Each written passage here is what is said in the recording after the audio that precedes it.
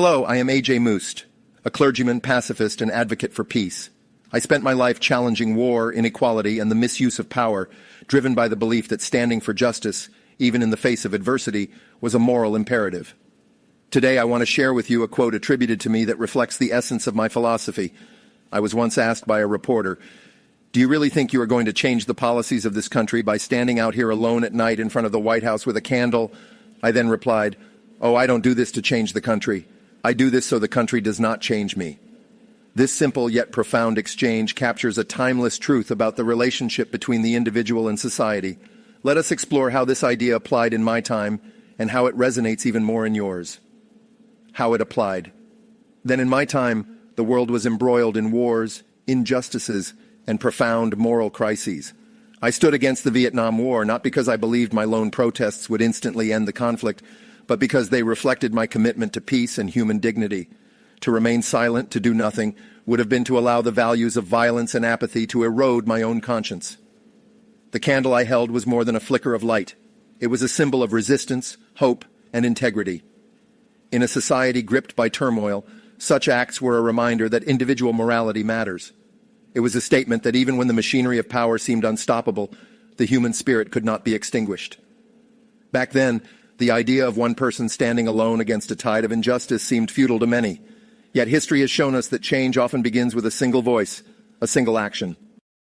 Movements for civil rights, independence, and equality were born from individuals who refused to let the world shape them into silence. How it applies now today, you live in an era of unprecedented connectivity.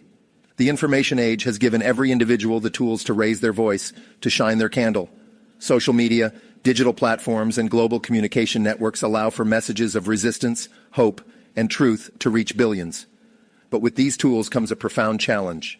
The sheer volume of information, coupled with the rise of disinformation and polarization, can make it feel like your voice is drowned out. You may wonder, what is the point of speaking out if others won't be swayed? The answer lies in the quote. Speaking out is not always about changing others. It is about preserving your own integrity. It is about standing firm in your values and refusing to let the forces of manipulation, division, or apathy change who you are. When you post online, when you march in the streets, or when you engage in meaningful conversations, you are not just fighting to change policies or attitudes. You are affirming your humanity. You are rejecting the idea that silence is acceptable in the face of injustice.